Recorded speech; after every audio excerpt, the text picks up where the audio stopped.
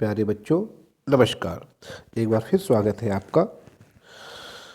और मैं आपके लिए लेके आया हूँ क्लास 10th का एनसीईआरटी बुक से ज्योग्राफी भूगोल के कुछ ये क्वेश्चन जो है दोस्तों, प्यारे बच्चों, ये मैंने एनसीईआरटी के क्वेश्चन बैंक से लिया है, जो कि मिशन 100 के नाम से चल रहा है, जो कि परीक्षा की दृष्टि से काफ़ी महत्वपूर्ण माना जाता है। तो हम बढ़ते हैं अपने अगली स्लाइड की तरफ। ये क्वेश्चन जो है दोस्तों, मैंने मिशन 100% क्वेश्चन बैंक, जो कि 200 क्वेश्चनों का एक समूह है, जहाँ से मैंने क्वेश्चन लिए हैं। तो प्यारे बच्चों, उम्मीद है आपको ये चीज़ें समझ में आ रही होंगी। तो पहला क्वेश्चन है कि निम्नलिखित में से किसे गोल्डन फाइबर के रूप में जाना जाता है? गोल्डन फाइबर के रूप में जाना जाता है। तो प्यारे बच्चों, इसका आंसर है जूट। जूट को गोल्डन फाइबर के रूप में जाना जाता है। अगला क्वेश्चन है, नेक्स्ट क्वेश्चन है, निम्नलिखित में से भारत का सबसे पुराना तेल उत्पादक राज्य कौन सा है? तो मैं ज़्यादा समय ना लेते हुए डायरेक्ट आपको सबका आंसर बता रहा हूँ। इसका आंसर है असम। नेक्स्ट क्वेश्चन, किसने कहा था कि हमारे पास पेट भरने के लिए संसाधन है, पेटी भरने के लिए नहीं? ये कथन थे प्यारे बच्चों महात्मा गांधी के। नेक्स्ट क्वेश्चन, संसाधनों का एक महत्वपूर्ण लक्षण है।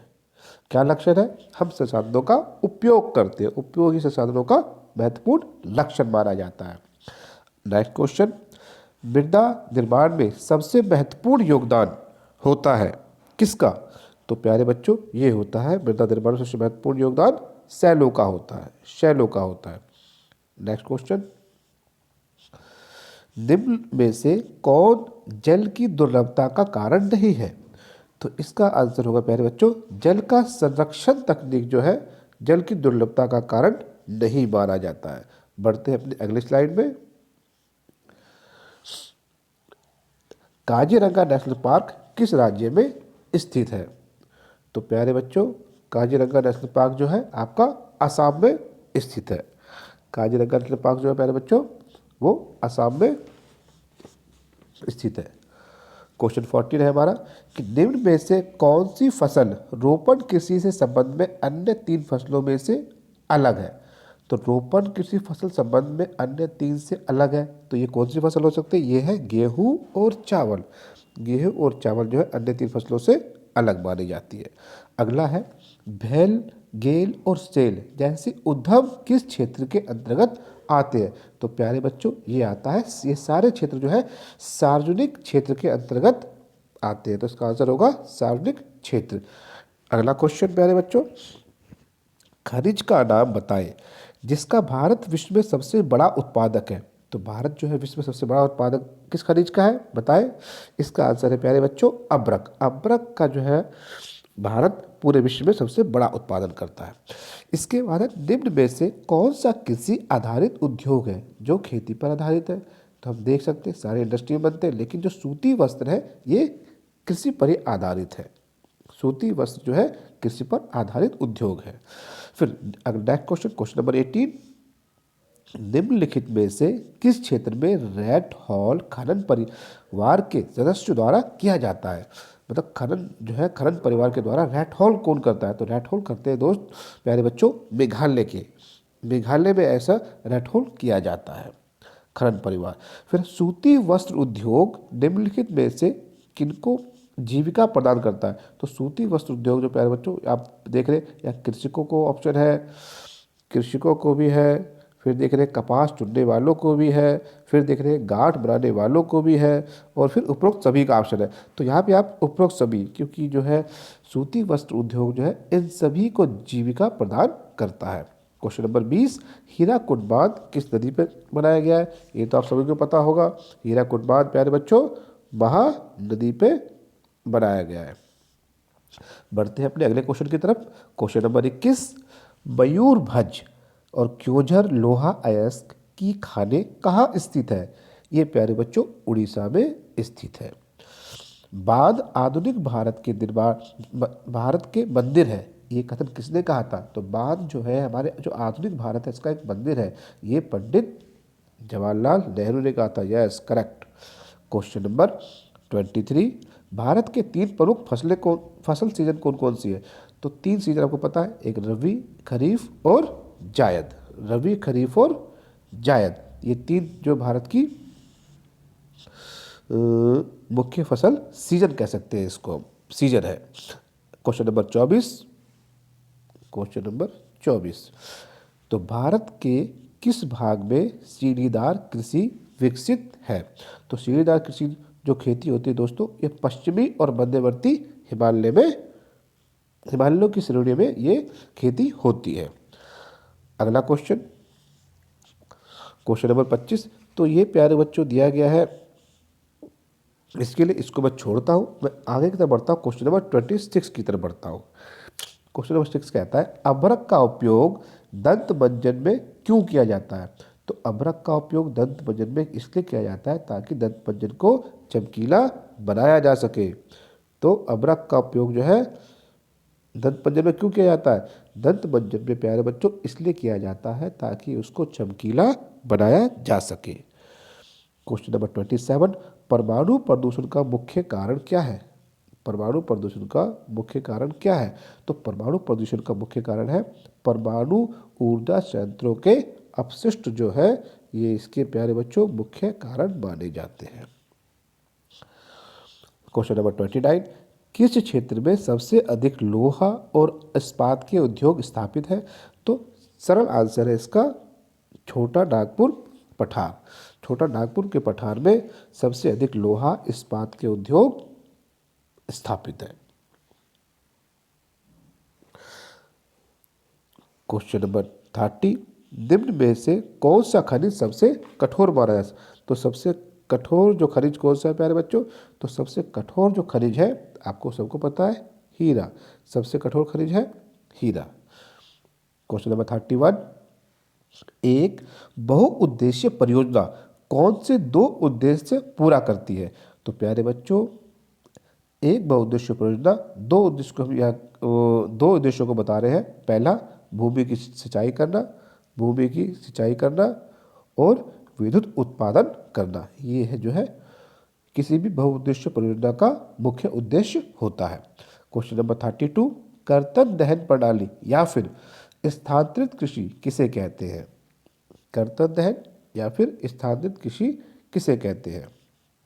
तो इसका आंसर है प्यारे बच्चों कि किसान जंगल की भूमि के टुकड़े को साफ करके अर्थात पेड़ काटकर जलाते हैं और परिवार की जीविका निर्वाह के लिए खेती करते हैं और उस जमीन की उर्वरकता कम होने के बाद किसी और जमीन के टुकड़ों को साफ करके खेती करते हैं। तो इसे कर्तन दहन प्रणाली या फिर स्थानांतरित खेती या कृषि कहते हैं।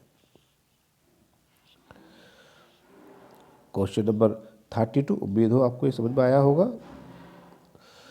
कि संसाधन संरक्षण के 3 उपाय बताओ कि संसाधन को किस तरीके से संरक्षित कर सकते हैं। तो इसके 3 उपाय, पहला संसाधनों का सावधानी से और नियोजित तरीके से उपभोग करना।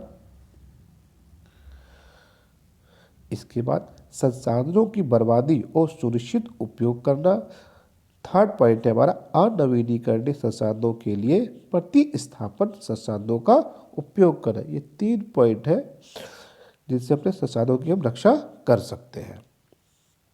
क्वेश्चन नंबर 34, विनिर्माण किसे कहते हैं? विनिर्माण किसे कहते हैं?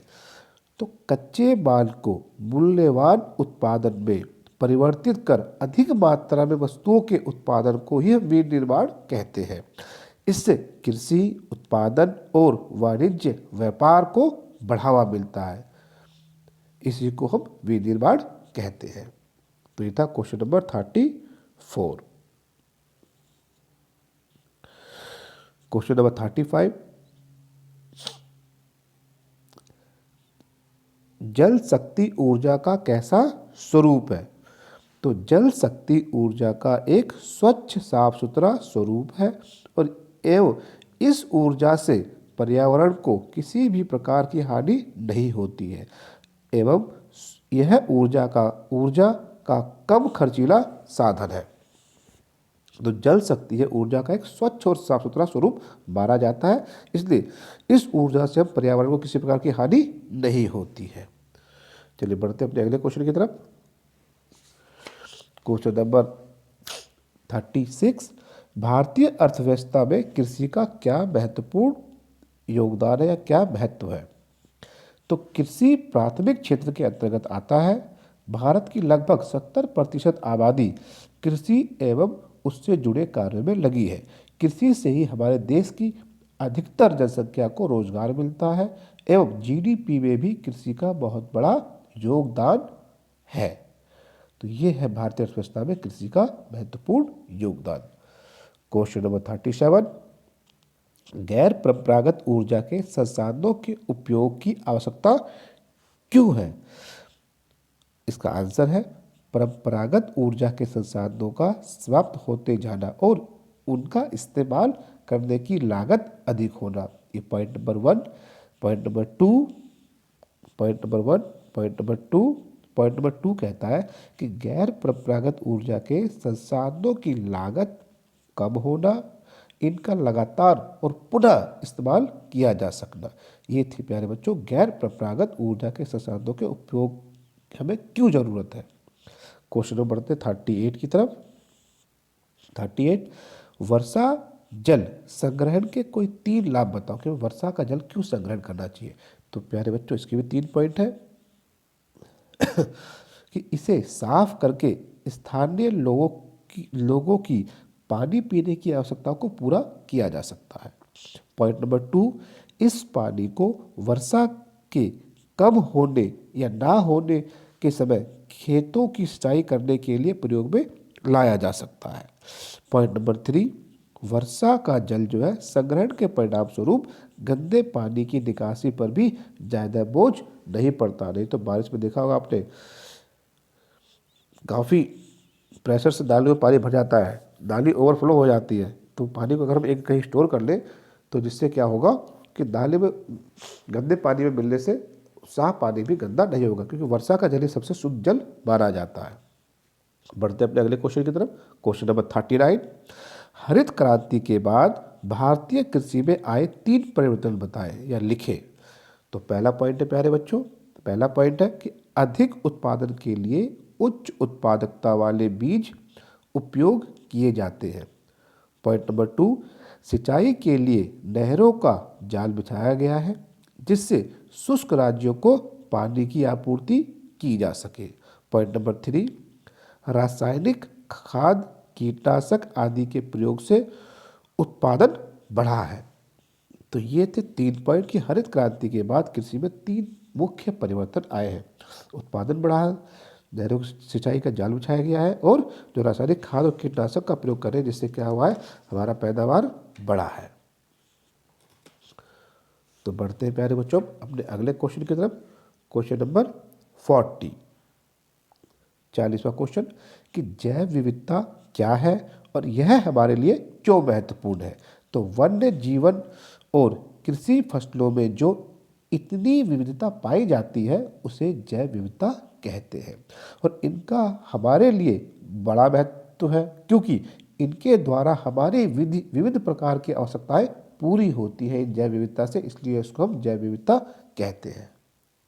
उम्मीद है आपको आंसर समझ में आया होगा। क्वेश्चन नंबर 41, सतत पोषणीय विकास के संदर्भ में एजेंडा 21 का महत्व बताएं। एजेंडा 21 वही है जो ब्राज़ील में हुआ था, ब्राज़ील के रियो डी जेनेरियो शहर में हुआ था पर्यावरण के लिए। तो पर्यावरण को बिना नुकसान पहुंचाए और भविष्य की आवश्यकताओं को ध्यान में रखते हुए विकास करना, ये इसका पहला पॉइंट है पोषणीय विकास का, एजेंडा 21 का। नेक्स्ट पॉइंट है पॉइंट नंबर 2, एजेंडा 21 सतत पोषणीय विकास की एक कार्यसूची है। पॉइंट नंबर 3 कि विश्व सहयोग, पॉइंट नंबर 3 विश्व सहयोग के द्वारा पर्यावरणीय क्षति, गरीबी और रोगों से निपटना है। तो ये 3 मेन पॉइंट थे एजेंडा 21 का जो सतत पोषणीय विकास के संदर्भ में रखे गए हैं। अब बढ़ते हैं अपने अगले क्वेश्चन, क्वेश्चन नंबर 42, 42वें क्वेश्चन की तरफ। ताजे पानी के 3 स्रोत बताएं। ताज़ा पानी में कहाँ से मिलता है, मैंने पहले बताया कि सबसे पहला ताज़ा पानी का स्रोत क्या है हमारा, वर्षा, सबसे शुद्ध जल वर्षा का माना जाता है। इसके बाद है सतही जल, नदियाँ जैसे कि सतही जल पे नदियाँ और झील आते हैं। फिर है भूजल जो जमीन में होता है। तो भूमि में संग्रहित जल को बारिश से जो रिचार्ज हो जाता है उसको हम भूजल कहते हैं। तो ये तीनों जो है प्यारे बच्चों ताजे पानी के तीन स्रोत हैं। वर्षा का जल, सतही जल जो जल नदी और झीलों में हो, और भूजल जो बारिश से रिस रिस कर नीचे रिचार्ज होता रहता है। इसके अलावा क्वेश्चन नंबर पढ़ते हैं अपने अगले क्वेश्चन की तरफ। क्वेश्चन नंबर 43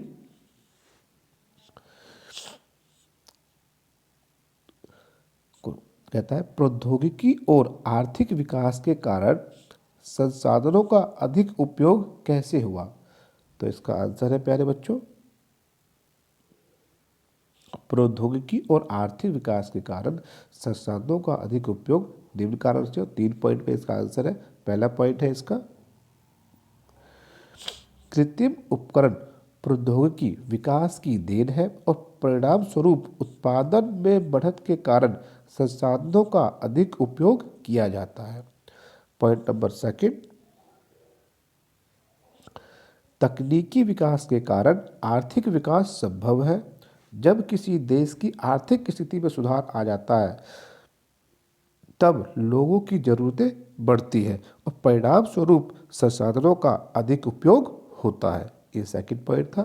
थर्ड पॉइंट है इसमें कि आर्थिक विकास नवीन तकनीक विकास के लिए अनुकूल वातावरण प्रदान करती है और इस कारण नए उपलब्ध संसाधन का उपयोग किया जाता है। क्वेश्चन नंबर 44 प्यारे बच्चों, ये जो है एक आर्टिकल है, इसको पढ़ के हमें इसका आंसर देना है। तो इस आर्टिकल के कुछ क्वेश्चन है जो मैं आपको डायरेक्ट बता देता हूँ कि इसमें क्वेश्चन क्या पूछे गए हैं।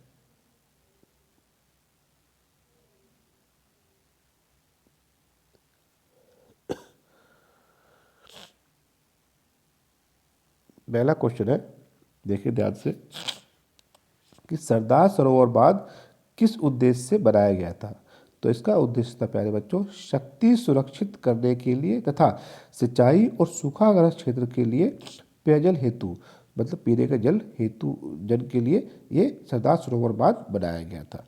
आदिवासियों के विरोध के कारण का विश्लेषण कीजिए। क्वेश्चन बनता है, इसका आंसर है कि लोगों का भारी विस्थापन होना, एक जगह दूसरी जगह जाना, फसल का नुकसान होना और आजीविका का नुकसान होना, जिसके कारण जो है आदिवासी एक स्थान से दूसरे स्थान पर पलायन कर रहे थे, विस्थापन कर रहे थे। एक क्वेश्चन नंबर सेकंड था हमारा।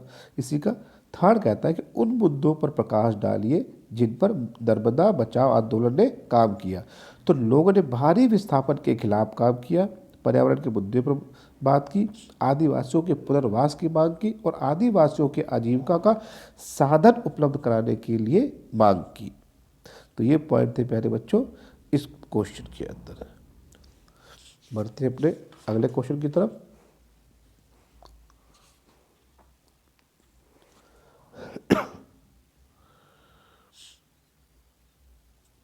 तो इसमें सेम वही है कि हमें ये इसमें क्वेश्चन बनता है प्यारे बच्चों कि हमारे जीवन में वनों का महत्व है जो है उसको उल्लेख करें।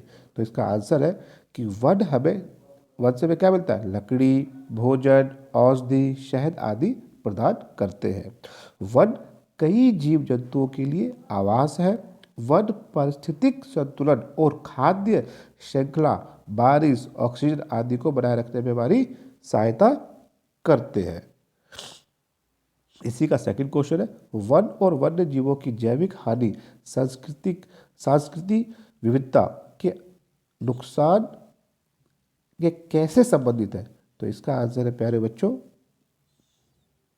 कि सांस्कृतिक विविधता का नुकसान जो है, कई स्वदेशी समुदाय जंगल के विभिन्न घटकों के लिए जंगलों पर निर्भर है और वन्य जीव तेजी से हाशिए पर पहुंचकर और गरीब हो गए हैं।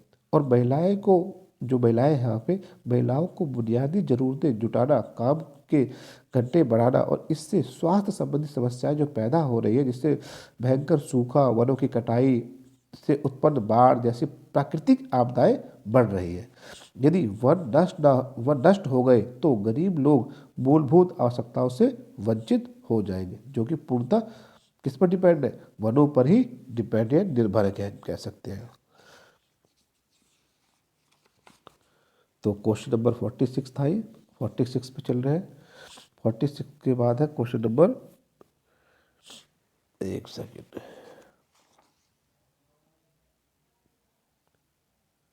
सॉरी, क्वेश्चन नंबर 46 हमने पढ़ा नहीं, पढ़ते हैं कि गन्ने के विकास के लिए आवश्यक भौगोलिक परिस्थिति क्या है। जब हम गन्ने को लगाते हैं, गन्ने का विकास, गन्ने की खेती करते हैं, उसके लिए कैसी परिस्थिति होनी चाहिए, कैसा माहौल होना चाहिए, कैसी इन्वायरमेंट होनी चाहिए, कैसी मिट्टी होनी चाहिए, उसके बारे में थोड़ा पढ़ते हैं। तो इसका आंसर है प्यारे बच्चों कि भारत ब्राजील के बाद दुनिया में गन्ने का दूसरा सबसे बड़ा उत्पादक है। पॉइंट नंबर 2, जलवायु जो है यह गर्म और आर्द्र जलवायु में अच्छी तरह से बढ़ता है। इसके लिए जो जलवायु चाहिए वो गर्म और आर्द्र होनी चाहिए। पॉइंट नंबर 3, मृदा का प्रकार की मिट्टी कैसे चाहिए उसको, तो मिट्टी जो है यह विभिन्न प्रकार की मिट्टी पर अच्छी तरह से उगाया जा सकता है। पॉइंट नंबर 4, तापमान की बात करते हैं तो तापमान की आवश्यकता 21 डिग्री से 27 डिग्री तक होता है गन्ने की खेती के लिए, या गन्ने के लिए कह सकते हैं हम। पॉइंट नंबर 5, वर्षा की बात करें तो 75 सेंटीमीटर से 100 सेंटीमीटर के बीच वार्षिक वर्षा इसको चाहिए। पॉइंट नंबर 6, प्रमुख गन्ना उत्पादन राज्य उत्तर प्रदेश, महाराष्ट्र, कर्नाटक और तमिलनाडु। गन्ना उत्पादन के अपने राज्यों की बात करें भारत के अंदर तो सबसे आगे उत्तर प्रदेश, महाराष्ट्र, कर्नाटक और तमिलनाडु का नाम आता है। क्वेश्चन नंबर 47, भूमि निम्नीकरण से क्या तात्पर्य है और उद्योग किस प्रकार से भूमि निम्नीकरण के कारण है, तो इसको समझते हैं। पहला पॉइंट है इसका कि मानव कार्यकलापों द्वारा भूमि की उपजाऊ क्षमता का नष्ट होना और भूमि निम्नीकरण का कारण कहलाता है। जो मानव के क्रियाकलापों से भूमि की जो उपजाऊ क्षमता कम होती है, ये भूमि निम्नीकरण का कारण कहलाता है। इसमें पॉइंट टू पॉइंट पढ़ते हैं। फर्स्ट पॉइंट है प्यारे बच्चों, खनन, कि खनन के कारण व्यापक रूप से भूमि का क्षरण होता है और खनन से बस्ती, सड़क, फैक्ट्री, वनस्पति समाप्त हो जाती है और परिणाम स्वरूप भूमि का क्षरण होता है। पॉइंट नंबर 2, खनिज प्रसंस्करण की बात करें तो चून पत्थर तोड़ना, खान खोदना, पत्थर जोड़ने आदि से वायुमंडल में धूल उड़ती है जिससे पर्यावरण का क्षरण होता है। पॉइंट नंबर 3, भूमि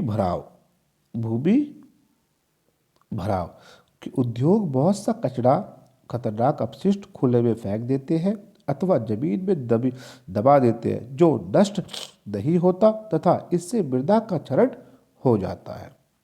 पॉइंट नंबर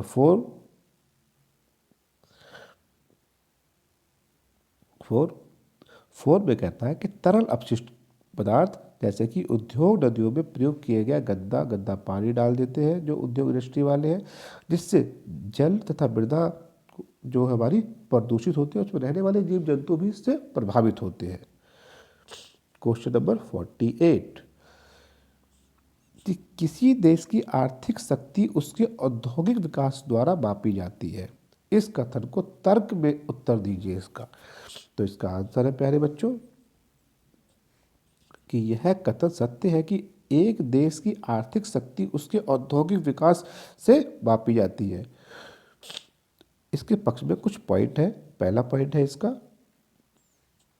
कि जिन देशों में औद्योगिक क्षेत्र विकसित है उनकी आर्थिक उन्नति अधिक हुई है और इससे उनकी राष्ट्रीय आय और लोगों के जीवन स्तर में सुधार हुआ है। पॉइंट नंबर 2, नेक्स्ट पेज पे है। पॉइंट नंबर 2 कि औद्योगिक विकास से लोगों की उत्पादन क्षमता और रोजगार के अवसरों में वृद्धि होती है। उद्योगों के लिए परिवहन आदि की सेवाओं की स्थापना होती है। पॉइंट नंबर 3, रोजगार के अवसरों में वृद्धि करके यह कृषि पर हमारी निर्भरता कम करता है और यह कृषि का आधुनिकीकरण भी करता है। पॉइंट नंबर 4, इससे गरीबी में कमी आती है। भारत में संयुक्त और सार्वजनिक क्षेत्रों में उद्योग लगाने का एक उद्देश्य बेरोजगारी उन्मूलन भी था। पॉइंट नंबर 5 कि उद्योग विकास की विदेशी व्यापार में वृद्धि होती है। उद्योग के विकास से हमारा विदेशी व्यापार बढ़ता है, जिससे विदेशी मुद्रा की प्राप्ति होती है। और इस प्रकार एक देश जितना औद्योगिक विकास के रूप में विकसित होगा वह आर्थिक रूप से भी उतना सुदृढ़ होगा। तो ये पॉइंट थे कि किसी देश का जो है औद्योगिक विकास क्यों जरूरी है। उसकी आर्थिक शक्ति है, किसी देश का औद्योगिक विकास जो उसकी आर्थिक शक्ति है। तो प्यारे बच्चों, अब नीचे के जो क्वेश्चन देख रहे हैं ये मानचित्र के लिए है। ये पॉइंट आपको खुद करने हैं, ये आपका होमवर्क है। आपको दिखाना है कि सांची अंतर्राष्ट्रीय हवाई पतन कहाँ पर है, बेंगलोर सॉफ्टवेयर पार्क कहाँ पर है, राणा प्रताप बांध कहाँ पर है, तारापुर आणविक ऊर्जा संयंत्र जो है कहाँ पर है, इसके अलावा राउरकेला इस्पात संयंत्र कहाँ पर है। ऐसी सेकंड वाला में है कि भारत के मानचित्र में दर्शाए नोएडा सॉफ्टवेयर प्रौद्योगिकी पार्क, नोएडा कहाँ पर है जो सॉफ्टवेयर प्रौद्योगिकी पार्क है, इंडस्ट्रियल एरिया। इसके अलावा बारबाग गोवा पतन ये कहाँ पर स्थित है, सलाल बांध ये कहाँ पर है, और कलपक्कम आणविक ऊर्जा संयंत्र ये कहाँ पर है। आपको ये सब चीज़ें मानचित्र में दिखानी है। और नेताजी सुभाष चंद्र बोस अंतर्राष्ट्रीय हवाई अड्डा कहाँ पर है ये भी आपको मैप पे दर्शाना है। तो उम्मीद करता हूँ आपको ये वीडियो अच्छी लगी, आपके लिए हेल्पफुल होगी। बड़ी मेहनत से मैंने बनाया है आपके लिए, कुछ त्रुटि हो तो क्षमा करना। और मैं फिर हाजिर होता हूँ एक नई वीडियो के साथ। और ये क्वेश्चन है, ये क्वेश्चन बहुत ही महत्वपूर्ण है, क्योंकि मैंने क्वेश्चन बैंक से लिया है। ये कंप्लीट क्वेश्चन बैंक जो है CBSE NCERT द्वारा बनाया गया है क्वेश्चन बैंक। तो आप उसको इग्नोर ना करें, एक बार जरूर पढ़ें और अपने दोस्तों तक भी ये शेयर करें। धन्यवाद। इसी के साथ मैं फिर मिलता हूँ अगले वीडियो में।